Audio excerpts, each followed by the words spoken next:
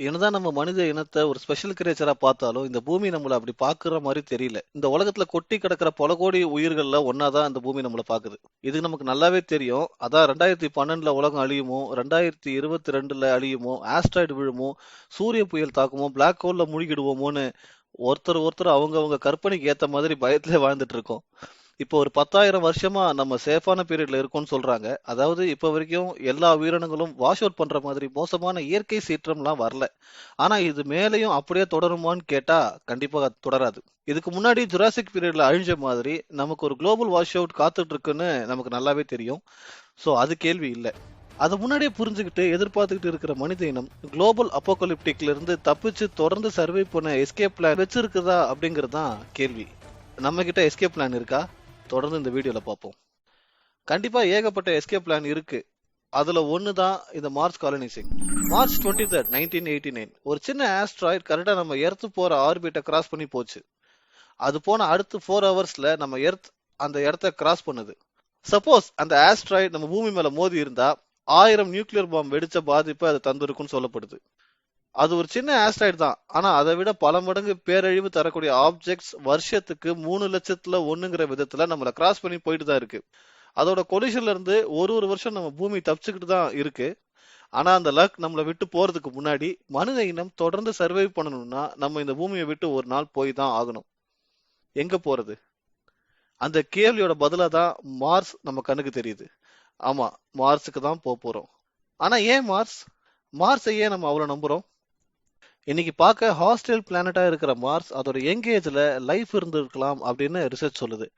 Mars orbiters அனுப்பின இமேஜஸ்ல Mars சர்ஃபேஸ்ல tried river bed, அதாவது வத்தி போன நதி படுகைகள், ஏரிகள், டெல்டாஸ் எல்லாத்தையும் பார்க்க முடியுது. அதோட நாசா அனுப்பின ஆப்பர்ச்சுனிட்டி அண்ட் ஸ்பிரிட் ரோவர்ஸ் மார்ஸ்ல தண்ணியில மட்டுமே உருவாகக்கூடிய ராக்ஸையும் மினரல்ஸையும் கண்டுபிடிச்சிருக்கு. அதுல ஹெமடைட் என்ற மினரல்ஸும் அடங்கும். இது ஹெமடைட் மினரலை கண்டுபிடிச்சது தண்ணி இருந்ததுக்கான ஒரு ஸ்ட்ராங் எவிடன்ஸா கருதப்படுது. மார்ஸ்ல எண்டோவர் கிரியேட்டர்னு பெயரிடப்பட்ட ஒரு இடத்துல ஃப்ரெஷ் வாட்டர், அதாவது நம்மளால குடிச்சு உயிர் வாழ முடியும் அந்த அளவுக்கு ஃப்ரெஷ்ஷான தண்ணி இருந்ததுக்கான ஆதாரங்களை இந்த ஆப்பர்ச்சுனிட்டி ரோவர் அனுப்பியிருக்கு.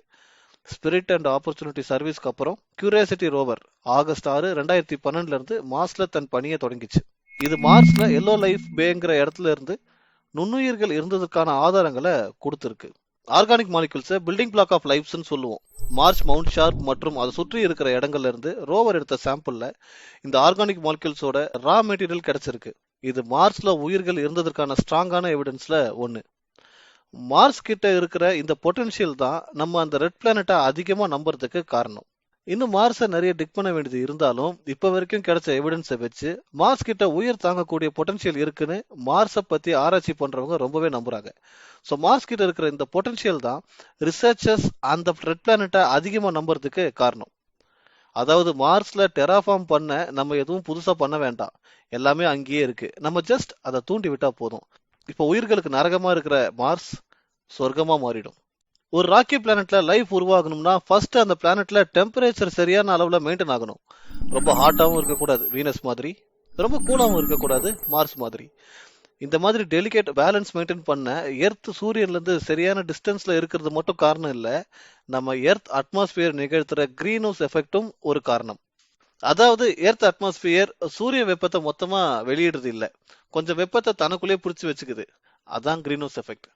இந்த கிரீன் ஹவுஸ் எஃபெக்ட் மட்டும் இல்லைன்னா எர்த்தோட டெம்பரேச்சர் -18 டிகிரியா இருந்திருக்கும். இப்ப இருக்கிற எந்த உயிரும் இருந்திருக்காது. அதோட ஆறு, கடல், ஏரி எல்லாமே ஃப்ரீஸ் ஆகி இருக்கும்.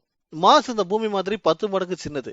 ஸோ குறைஞ்ச கிராவிட்டி, ரொம்ப வீக்கான மேக்னெட்டிக் ஃபீல்ட், ரீசைக்கிள் பண்ண டெக்டானிக் பிளேட்ஸ் இல்லாதது, இவைகள் காரணமா மார்ஸ் தன்னோட அட்மாஸ்பியரை சீக்கிரமாவே இழந்துடுச்சு. அட்மாஸ்பியர் இல்லாதனால மார்ஸால டெம்பரேச்சரை மெயின்டைன் பண்ண முடியல. ஸோ ஃப்ரீஸ்ட் ட்ரைடு பிளானட்டா இப்போ நம்ம கண்ணுக்கு காட்சி தருது. ஸோ மார்ஸை டெராஃபார்ம் பண்றதுக்கு முதல்ல ஹியூமன் பண்ண போற விஷயம் இழந்த அட்மாஸ்பியரை திருப்பி கொண்டு வர போறோம். அதுக்கு நம்ம மார்ஸை கிரீன் ஹவுஸ் கேஸால நிரப்பணும். இன்னொரு வார்த்தையில சொல்லணும்னா மார்ஸை ஏர் பொல்யூட் பண்ணணும். அதுலதான் நம்ம எக்ஸ்பர்ட் ஆச்சே. பொல்யூஷனை கண்ட்ரோல் பண்ணணும்னு நினைச்சே குளோபல் வார்மிங் அதிகம் தான் ஆகுது. இதுல பொல்யூஷன் பண்ணணும்னு நினைச்சோம்னா என்ன ஆகும்? மார்ஸ்ல கிரீன் ஹவுஸ் எஃபெக்டால பொல்யூட் பண்றதுக்கு அங்க ஹியூமன்ஸ் ஃபேக்டரிஸ் கட்டுவாங்க. மார்ஸ்ல ஃபேக்டரிஸ் கட்டுறது சாத்தியமா?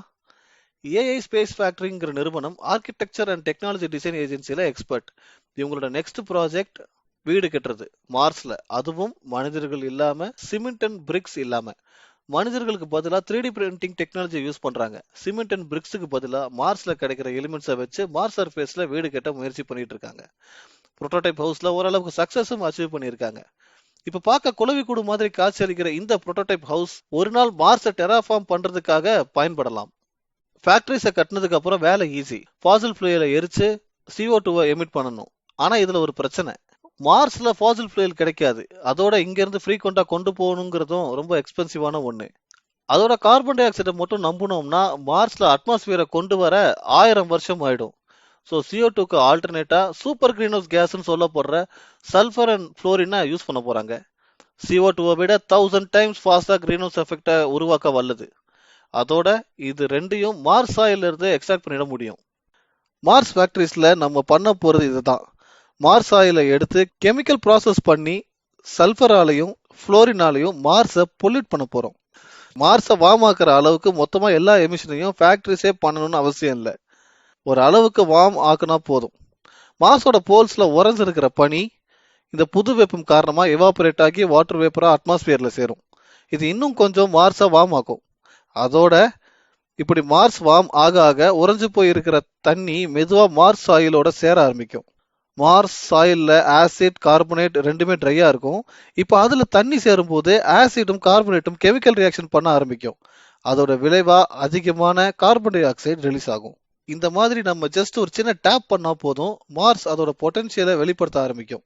அடுத்த 100 வருஷத்துல மார்ஸோட ஆற்றுப்படுக்கையில தண்ணி ஓட ஆரம்பிக்கும். ஏரி குளம் குட்டையிலெல்லாம் தண்ணி இருக்கிறத ஆர்பிட்டர்ஸ் போட்டோ எடுத்து அனுப்பும். அதோட வாட்டர் வேப்பர் அதிகமா அட்மாஸ்பியர்ல கலெக்ட் ஆகிறதுனால மார்ஸ்ல இங்கே இருக்கிற மாதிரியே மழை சுழற்சி நடக்கும். நம்ம சோலார் சிஸ்டம்ல இன்னொரு ப்ளூ பிளானட்டை நம்மளால பார்க்க முடியும். இப்போ மார்ஸை வார்ம் ஆக்கியாச்சு, அதாவது மார்ஸ்ல அட்மாஸ்பியர் கொண்டு வந்தாச்சு. ஆனா அது கார்பன் டை ஆக்சைடு அட்மாஸ்பியர் தான். மனிதன் சுவாசிக்கிற அளவுக்கு ஆக்சிஜன் இருக்காது. பட் மேபி ஆஸ்ட்ரோனட்டோட ஸ்பேஸ் சூட் லைட் வெயிட் ஆகலாம். ஆனா ஸ்பேஸ் சூட் இல்லாம போக முடியாது. இப்போ மார்ஸ் இடம் நமக்கு வேணும்னா சுவாசிக்க முடியாததா இருக்கலாம். ஆனா இன்னொரு பூலோகவாசிக்கு கார்பன் டை ஆக்சைடு அட்மாஸ்பியர் பிடிச்ச விஷயமா இருக்கும். அதான் பிளான்ட்ஸ். ஆனா இன்னொரு சேலஞ்ச் இருக்கு. மார்ஸ் ஃபுல்லா ராக்கி மவுண்டைன் தான் இருக்கு. பிளான்ட்ஸ் உருவாக சாயில் தேவை. அதுக்கு ஃபர்ஸ்ட் இங்க இருந்து மார்ஸுக்கு எக்ஸ்போர்ட் பண்ண போற லைஃப் பாசிகள் மற்றும் பூஞ்சை பாசிகள். இந்த பூஞ்சை பாசிகள்லாம் எக்ஸ்ட்ரீம் என்விரான்மெண்ட்ல வாழக்கூடியவை. பாறைகளை தன்னோட வேரை பதிச்சு பாறைகளையே தூள் தூளா ஆக்கக்கூடிய சக்தி வாய்ந்தவை. பாசிகளை எக்ஸ்போர்ட் பண்ணதுக்கு அப்புறம் நம்ம செய்ய வேண்டியதெல்லாம் பொறுமையா காத்துட்டு இருக்கிறது தான். பூமியில நடந்த அதே ப்ராசஸ் இப்ப மார்ஸ்ல தொடங்க ஆரம்பிக்கும். ஒரு உயிர் செய்யற என்விரான்மெண்டல் சேஞ்ச் இன்னொரு உயிரை வாழ வைக்க தகுந்த இடமா ஆகும். நுண்ணுயிர்கள் பெருகும். மார்ஸோட மண்ணு கொஞ்சம் கொஞ்சமா நல்ல உரமா ஆகும். பிளான்ட் லைஃப் படிப்படியா உருவாகும். சில வருடங்களுக்கு அப்புறம் மார்ஸ் ரோவர்ஸ் அனுப்புற இமேஜஸ்ல அழகான சீனரிஸும் மார்ஸ் ஆர்பிட்டர்ஸ் அனுப்புற இமேஜஸ்ல அடர்த்தியான காடுகளும் தான் பார்க்க முடியும். இப்ப மார்ஸ் அட்மாஸ்பியர்ல ஆக்சிஜன் பெருகி இருக்கும். முதல் தடவையா மார்ஸ்ல எந்த ஆஸ்ட்ரோனட் சூட்டும் இல்லாம மனிதன் இறங்கி இயற்கை காற்றை சுவாசிப்பான். இப்ப மார்ஸை முழுசா நம்ம டெராஃபார்ம் பண்ணியாச்சு. சரி, நம்ம இவ்வளவு எஃபர்ட் போட்டு மார்ஸை டெராஃபார்ம் பண்றது ஒர்த்தா? மார்ஸை நம்ம அடையணும்னு நினைக்கிறது ஜஸ்ட் சர்வை பண்றதுக்காக மட்டும் இல்லை. As a exploring species Mars மேல மனித இனத்துக்கே ஒரு தனிப்பட்ட டிசையர், ரொமான்ஸ், லஸ்ட் காலங்காலமா இருந்துகிட்டு தான் வருது. மார்ஸ் அடையிறது மனித இனத்தோட பொட்டன்ஷியலை சோதிக்கிற ஒரு சரியான சவாலா நம்ம நினைக்கிறோம். கொஞ்சம் நினைச்சு பாருங்க, இவ்வளவு பெரிய விஷயத்த ஒரு கண்ட்ரியால செஞ்சிட முடியாது. நமக்குள்ள இருக்கிற பல பிரிவுகளை கடந்து ஒன் ஸ்பீசிஸா நின்னா மட்டும்தான் இதை சாதிக்க முடியும். ரூல் சிம்பிள், நம்ம வாழணும்னா ஒற்றுமையா இருக்கணும். இல்லைன்னா நம்ம கூரை மேல விழ ஒரு கல்லு காத்துட்டு இருக்கிறதுங்கிறத மறந்துடாதீங்க. ஒற்றுமையா நம்ம பொட்டன்ஷியலை காட்டுவோம். மேலும் இது போன்ற சயின்ஸ் வீடியோஸ் தர எங்களுக்கு மோட்டிவேட் பண்ணுங்க. சப்ஸ்கிரைப் பண்ணுங்க. மறக்காம பெல் ஐகான் பிரஸ் பண்ணுங்க. தேங்க்யூ ஃபார் வாட்சிங்.